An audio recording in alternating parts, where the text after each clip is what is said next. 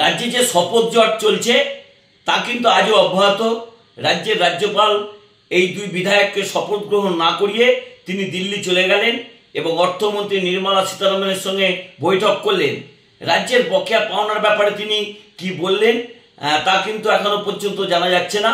তবে তৃণমূল কংগ্রেসের পক্ষ থেকে কুণাল ঘোষ তীব্র কটাক্ষ করেছেন যে দুজন বিধায়ক তারা শপথ গ্রহণের জন্য 5 বার চিঠি লিখলেন, কিন্তু রাজ্যপাল কোনো মতে সাড়া দিলেন না। তিনি নিজেও শপথ গ্রহণের জন্য বিধানসভায় এলেন না বা বিধানসভার স্পিকারকেও দায়িত্ব দিলেন না। উল্টে তিনি রাজ্যকে যাতে বকেয়া টাকা দেয়া হয় তার দাবিও তিনি করলেন না বলে কটাক্ষ করেছেন কুণাল ঘোষ। কুণাল ঘোষ কি বলেছেন আপনাদের একটু শোনাবো। কোনো জিনিস থেকে নজর ঘোরাবার জন্য পরিকল্পিতভাবে রাজ্যপাল এই ধরনের বিভ্রান্তিকর কথাবার্তা বলছেন। পশ্চিমবঙ্গের অর্থনীতি একদম ঠিক আছে, পশ্চিমবঙ্গকে আর্থিকভাবে বঞ্চনা করছেন ওই ভদ্রমহিলা নরেন্দ্র মোদীর নির্দেশে, যাকে উনি ফুল দিতে গেছেন। ওনার ওখানে গিয়ে বলা উচিত বাংলার বকেয়াগুলো মিটিয়ে দিন, তার বদলে উনি উল্টো কথা বলতে গেছেন সম্পূর্ণ ব্যক্তি স্বার্থে নিজের ইস্যু কভার আপ করার জন্য। যার হাতে ফুল দিচ্ছেন তার হাজব্যান্ড, কেন্দ্রীয় অর্থমন্ত্রীর হাজব্যান্ড পর্যন্ত বলেছেন দেশের অর্থনীতি কতটা খারাপ জায়গায় আছে আর কি কি কেলেঙ্কারি চলছে। সেখানে দাঁড়িয়ে রাজ্যপাল বাংলার প্রতি তার দায়িত্ব পালন না করে কিছু কিছু বিতর্কিত বিষয় থেকে নজর ঘোরাবার জন্য, যে কেন্দ্রীয় সরকারের আমলে গোটা দেশের অর্থনীতি বিপর্যস্ত, সেখানে গেছেন নাটক করতে।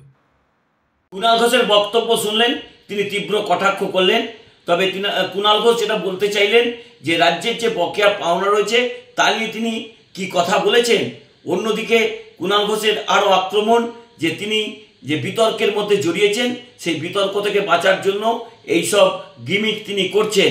তবে রাজ্যপালের বিরুদ্ধে মমতা বন্দ্যোপাধ্যায় কিন্তু গত কয়েকদিন ধরেই যে কটাক্ষ করছেন যে যেভাবে মহিলারা এ রাজ্যে সুরক্ষিত রয়েছেন, কিন্তু রাজভবনে তারা কিন্তু যেতে ভয় পাচ্ছেন মেয়েরা, কারণ রাজ্যপাল যেসব কুকীর্তির সঙ্গে জড়িয়ে রয়েছেন তা নিয়েই কিন্তু রাজ্যপাল সিভি আনন্দ বোস মমতা বন্দ্যোপাধ্যায়ের বিরুদ্ধে মামলা করতে চলেছেন। রাজ্যের রাজ্যপাল সিভি আনন্দ বোস মমতা বন্দ্যোপাধ্যায়ের বিরুদ্ধে মানহানি মামলা করতে চলেছেন, এমনই হুমকি তিনি আজকে একটি সংবাদ সংস্থাকে দিয়েছেন।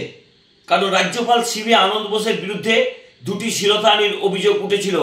তা নিয়েই কিন্তু মুখ্যমন্ত্রী মমতা বন্দ্যোপাধ্যায় মুখ খুলেছেন যে রাজভবনে এমন কীর্তিকলাপ হচ্ছে যে মেয়েরা পর্যন্ত রাজভবনে যেতে ভয় পাচ্ছেন। সেই জায়গাতেই রাজ্যপাল সিভি আনন্দ বোস কি বলেছেন সেটা আমরা শুনবো, তারপরে বিস্তারিত আলোচনা করব।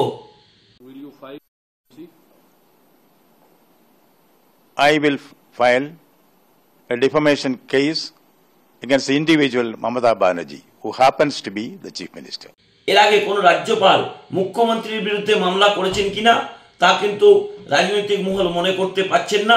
তবে এক নজিরবিহীন ঘটনা কিন্তু সাক্ষী হতে চলেছে বাংলা।